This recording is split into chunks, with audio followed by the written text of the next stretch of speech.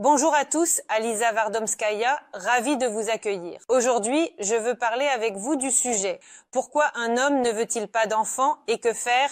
La vidéo sera pour ces femmes qui veulent des enfants, mais dont l'homme tarde à prendre cette décision. Premièrement, la femme n'est pas prête à devenir mère. C'est ainsi que l'homme pense à sa partenaire. Nous savons tous qu'une personne voit souvent en son proche, en la personne avec qui elle passe beaucoup de temps. C'est-à-dire qu'elle projette et voit certaines de ses propres caractéristiques, souvent des traits de caractère négatifs, des comportements, une préparation. Ainsi, l'homme n'est pas prêt à avoir un enfant, c'est-à-dire qu'il comprend qu'il n'est pas encore prêt pour une telle responsabilité, mais il ne l'admet pas et projette cela sur sa femme, c'est-à-dire qu'il voit en elle qu'elle n'est pas prête pour des enfants et son esprit cherche des indices, c'est-à-dire qu'à un moment donné, par exemple, elle n'a pas nourri son chien à temps, ne l'a pas promené ou s'est comportée de manière irresponsable dans une certaine situation, et l'homme. C'est-à-dire que son esprit saisit ces moments comme preuve que la femme n'est pas encore mûre. Il veut voir cela, il le voit, alors qu'en réalité, le problème vient de lui. Si un homme vous dit que vous n'êtes pas prête à devenir mère, sachez qu'il exprime sa peur. Ensuite, la principale raison est psychologique. L'homme n'est pas mûr à la descendance. Et la première raison est également liée à cela d'une certaine manière. C'est-à-dire que l'homme a peur, il a peur. Que lui-même encore un enfant, il a besoin d'affection, de soins, d'attention.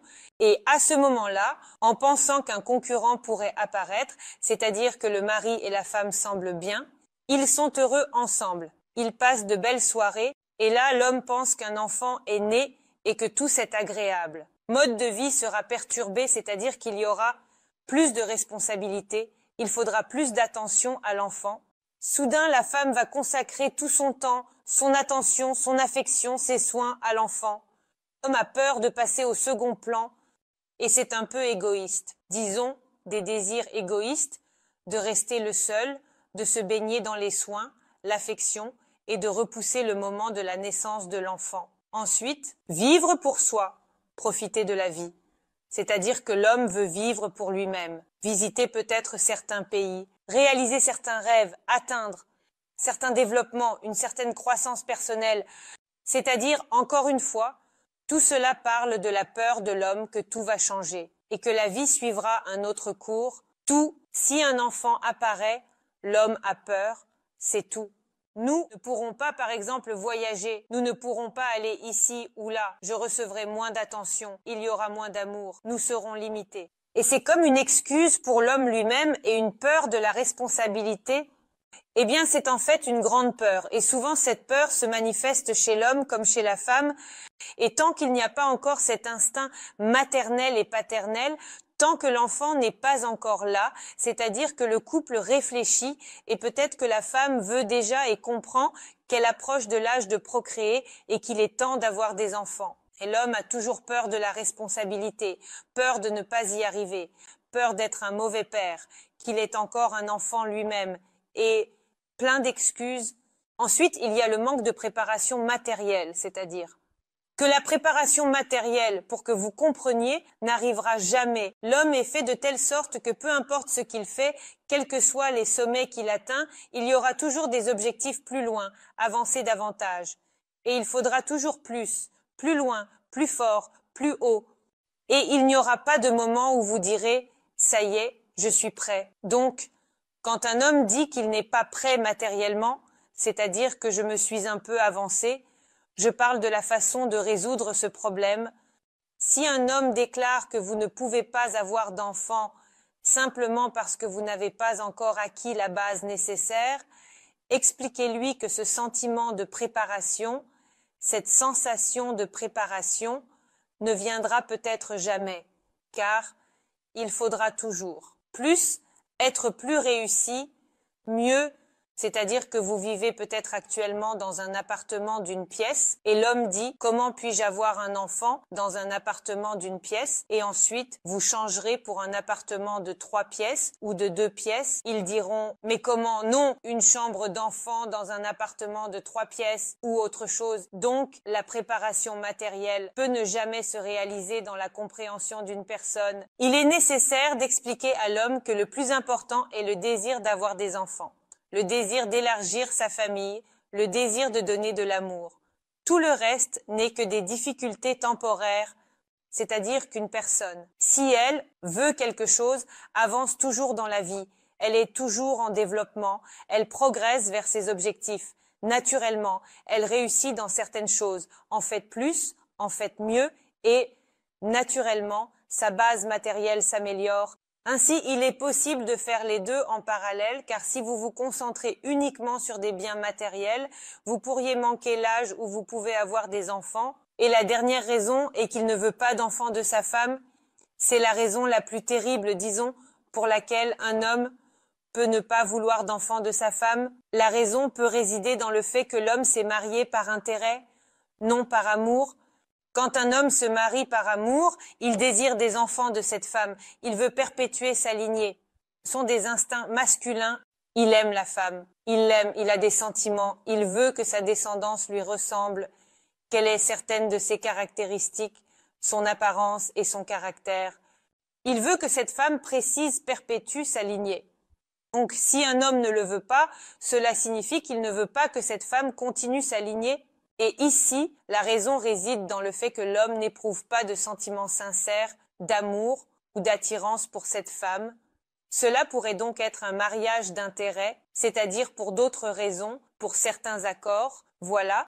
Eh bien, un homme qui n'aime pas une femme ne voudra pas avoir d'enfant avec elle. Alors, que faire? Nous avons déjà parlé d'une raison, celle de la responsabilité matérielle. C'est-à-dire que si un homme dit que vous n'êtes pas prête matériellement, ce ne sont que paroles. Parler avec un homme, expliquer, discuter et argumenter qu'on peut manquer l'âge où l'on peut profiter de la maternité et de l'enfance. C'est-à-dire que chaque chose a son temps. Si vous avez des enfants quand vous êtes déjà trop âgé, il n'y aura pas, par exemple, ces sensations. De courir des courses avec votre enfant, de vous amuser et encore comme les enfants. C'est-à-dire quand il y a un grand écart d'âge, alors il vaut mieux en parler et ne pas remettre à plus tard des conversations franches. Quand ne sera-t-il pas trop tôt? Poser la question, quand ne sera-t-il pas trop tôt? Quand cela arrivera-t-il? Quel âge? Quel âge aurai-je? Quel âge auras-tu? Et encore une fois, on peut avancer des arguments sur l'état et la santé des femmes, c'est-à-dire à quel âge. Le corps féminin est capable de porter et de donner naissance à un enfant sain, fort et complet. C'est-à-dire que, encore une fois, l'âge de la femme avance et la possibilité peut pas se réaliser. Ensuite, aidez votre homme dans des situations difficiles pour que les hommes n'aient pas si peur.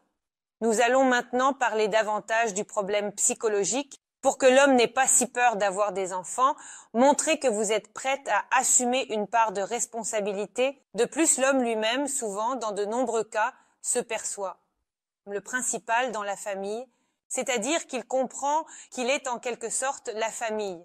C'est-à-dire qu'il est le principal et qu'il porte la responsabilité de sa femme si des enfants apparaissent et des enfants, c'est-à-dire qu'il est seul et il porte la responsabilité de tous. Ainsi, si vous montrez à l'homme que vous êtes ce soutien fiable, un arrière-plan solide et fiable, que vous êtes prête à assumer des responsabilités dans certaines situations, à l'aider, à résoudre des difficultés, que vous êtes, disons, aussi une personne forte, et que vous êtes prête, peut-être même à des complexités, des épreuves, alors l'homme comprend qu'il n'est pas seul, c'est-à-dire qu'il a à ses côtés un soutien fiable, un partenaire fiable. Nous avons tous besoin de soutien, les hommes aussi, tout comme les femmes.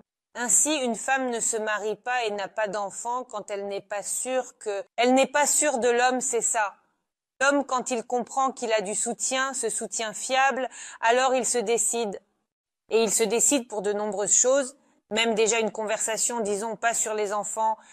C'est-à-dire qu'il est important pour un homme de savoir qu'il a derrière lui une personne fiable, c'est-à-dire une épaule solide, une épaule féminine. Ensuite, en la résolution de certaines questions, prenez l'initiative. Eh bien, encore une fois, montrez à l'homme qu'il n'est pas seul, que vous pouvez prendre en charge la résolution de certaines questions. En parlant, par exemple, des enfants, dites quelle responsabilité vous prendrez en charge. C'est-à-dire que l'homme commencera à comprendre que tout n'est pas si effrayant.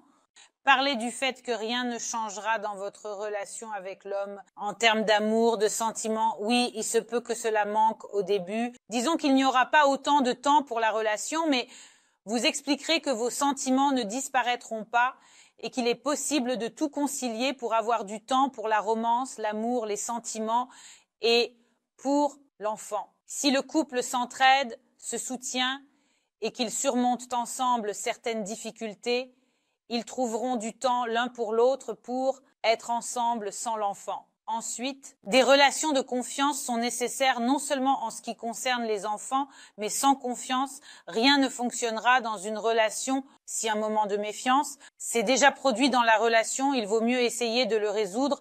Les relations sont basées sur la confiance.